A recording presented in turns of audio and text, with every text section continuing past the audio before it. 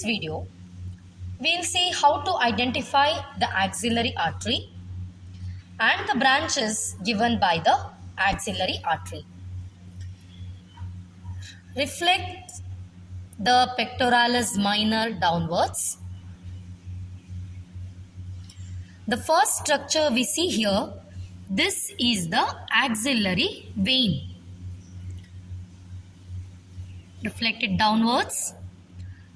The next structure we identify here, which is embraced by the cords of the brachial plexus. This is the axillary artery. This axillary artery is a continuation of the third part of subclavian artery at the outer border of first rib. So feel for the outer border of first rib here. This marks the beginning of the continuation of third part of subclavian artery as the axillary artery in the axilla. This axillary artery at the lower border of this muscle here, this is the teres major muscle.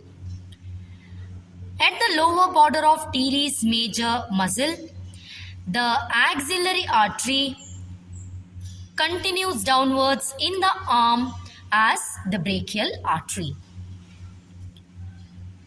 When the arm is by the side, like this, the axillary artery, it presents a course with the convexity directed upwards. When the arm is abducted to 90 degrees, the course of the artery is straight, as we can see here.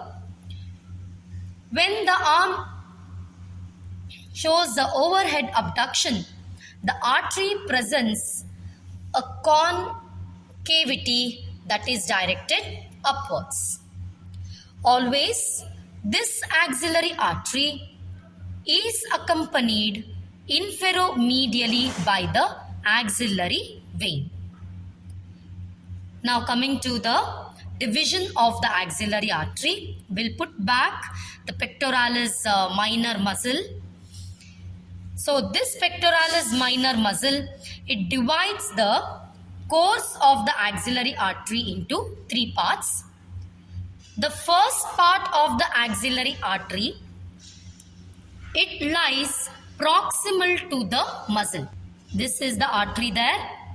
This is the first part of axillary artery, which extends from the outer border of first rib to the upper border of pectoralis minor muscle.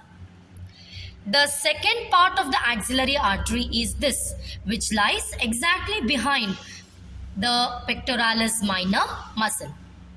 This is the second part of axillary artery. Now we'll put the pectoralis minor back. The third part of the axillary artery is this. This is the third part, which lies distal to the lower border of pectoralis minor, extending up to the lower border of teres major muscle. Now let's identify the branches given by the first, second and third part of axillary artery. The first part of axillary artery, this one. This is the first part of axillary artery. So this artery, it gives a branch called superior thoracic artery. So here we can see a minute branch going downwards towards the intercostal space there. This is the superior thoracic artery.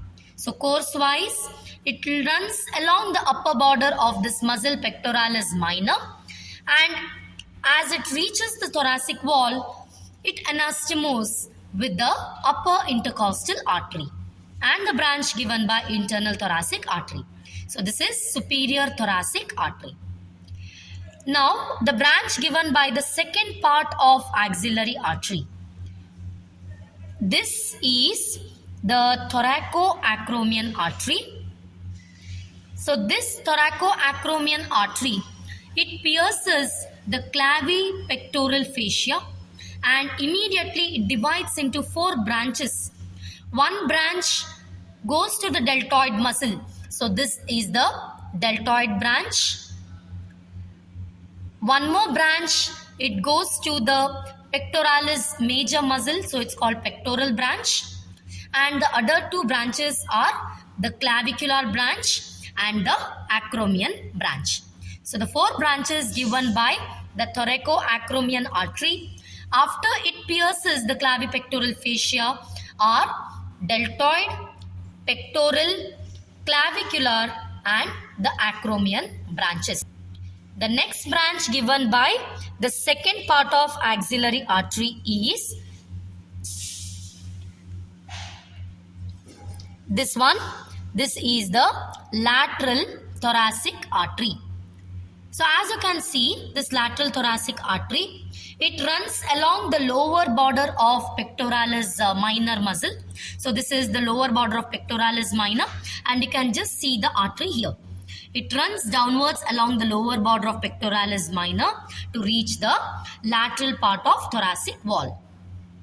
In case of females, this lateral thoracic artery gives a large branch for the mammary gland.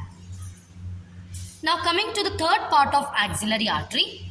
So this is the third part of axillary artery. This part of the artery gives one large branch called as subscapular artery. So to identify, look at the branch here.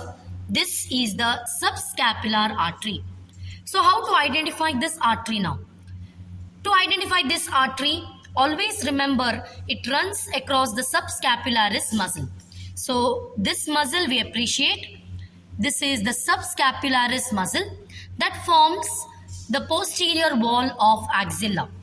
At the lateral border of this subscapularis muscle, we can identify this, which is the largest branch given by the subscapular, which is the largest branch given by the third part of axillary artery. So this artery runs downwards across the subscapularis muscle to reach the inferior angle of the scapula. On its way, this subscapular artery, it gives a branch called as the circumflex scapular artery. So this is the circumflex scapular artery.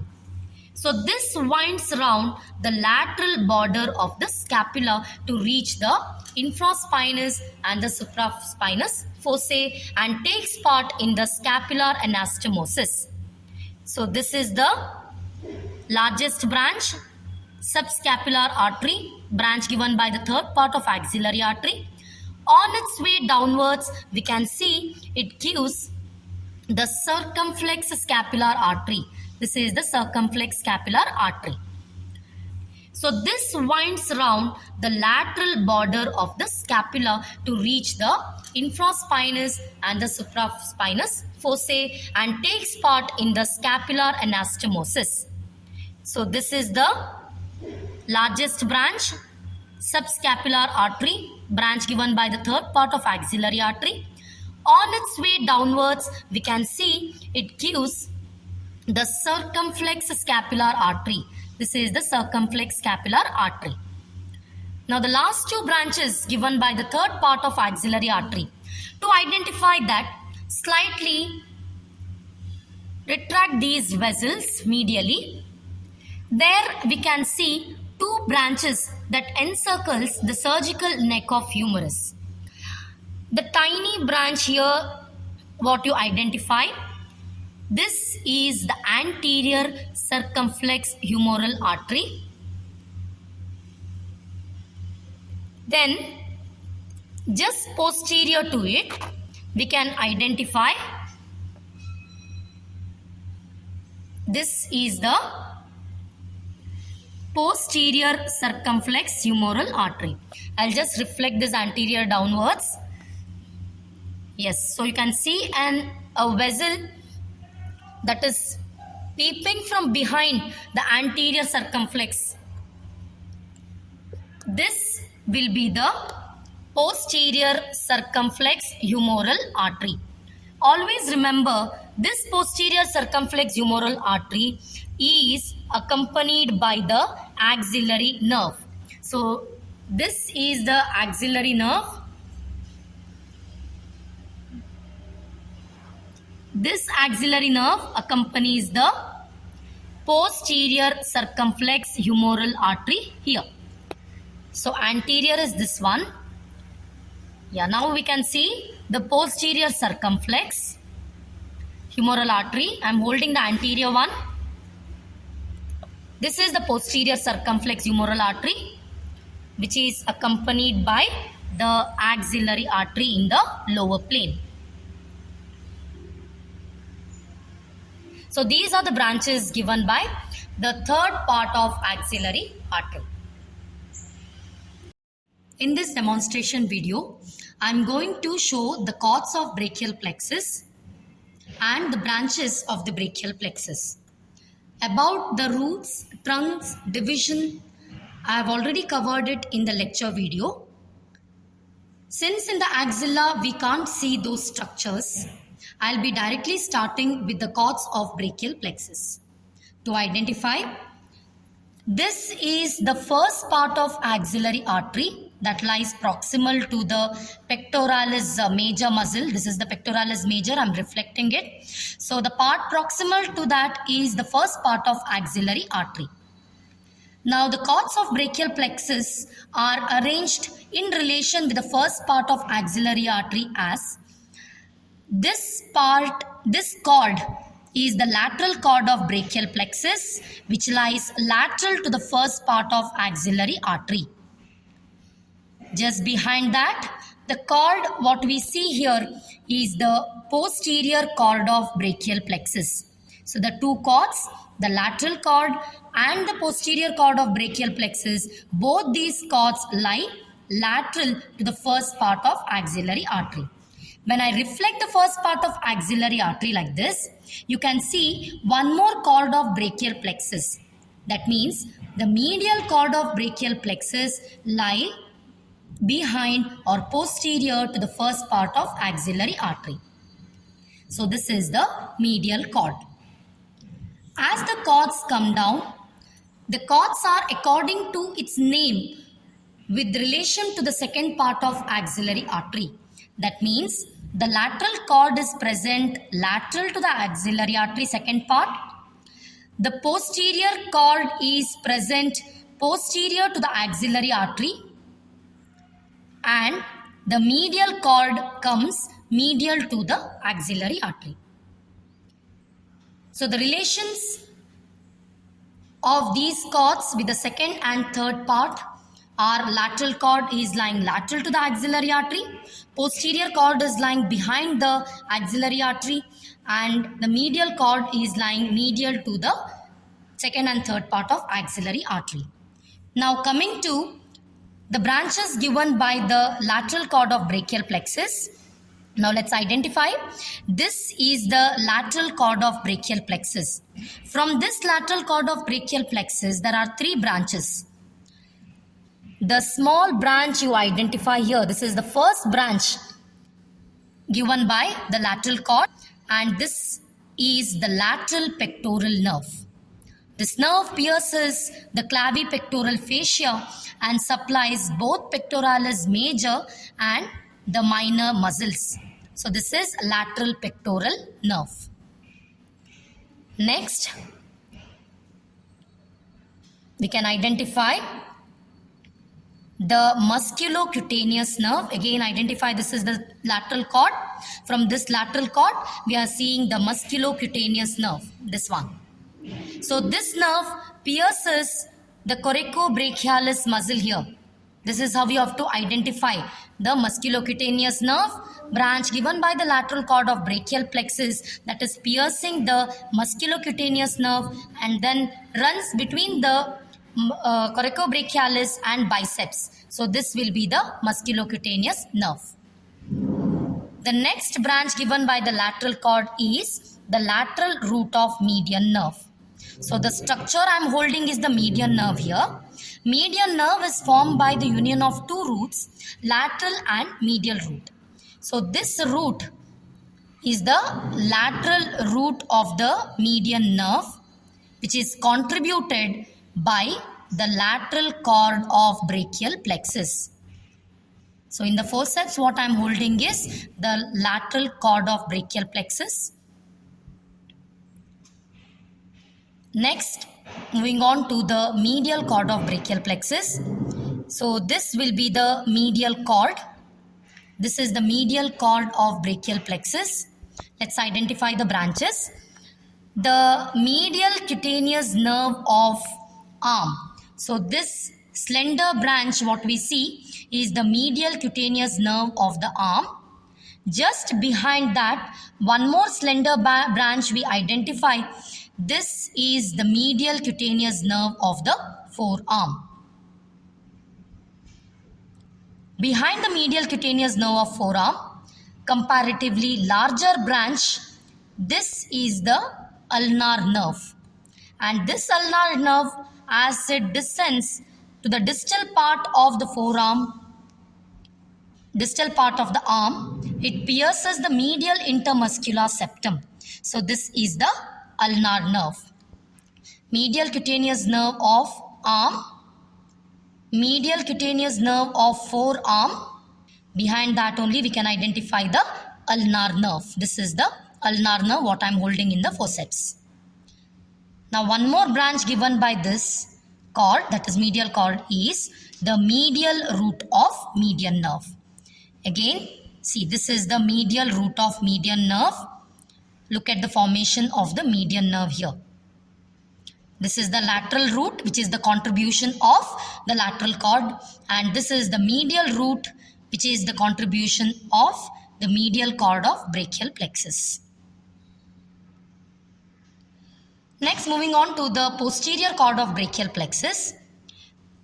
So the first branch, first let's identify the posterior cord. So this will be the posterior cord lying posterior to the second and third part of axillary artery. So branches given by this posterior cord is the upper subscapular nerve. So this nerve, this slender nerve, medial most nerve, and the first branch given is the upper subscapular nerve. So this nerve supplies the upper part of subscapularis muscle. So this muscle what I am showing is subscapularis muscle. The upper part of this muscle is supplied by the upper subscapular nerve. Then the next thick nerve what we appreciate here, what I am holding in the forceps, this is the thoracodorsal nerve, and this thoracodorsal nerve supplies the latissimus dorsi muscle. So this is the latissimus dorsi, and you can see the nerve going to latissimus dorsi. This is thoracodorsal nerve. The third branch given by the posterior cord is lower subscapular nerve. So identify, this is the lower subscapular nerve, and this nerve is accompanied by the subscapular artery. This one. This nerve supplies the rest of the subscapularis muscle and ends by supplying the teres major. So you can see here, this muscle is teres major, and the nerve going and supplying the teres major. That is lower subscapular. Next, we'll identify the axillary nerve. So to identify the axillary nerve, just go to the apex, not to the apex, to the angle between the humerus and the lateral wall of the axilla. Here you can identify one thick nerve. This is the axillary nerve. And this axillary nerve is accompanied by the posterior circumflex humoral vessel. Can see both the structures there. So this is the axillary nerve going to the surgical neck of humerus. The last branch given by the posterior cord of brachial plexus is the radial nerve. So this is the radial nerve here. So how to identify this radial nerve? It's a direct continuation of the posterior cord of brachial plexus, and this nerve you can identify below the axillary nerve. So the nerve what I'm holding here is the axillary nerve. Just below the axillary nerve you can identify the radial nerve. So this radial nerve descends downwards and enters the posterior compartment of the arm as it runs in the spiral groove between the heads of triceps.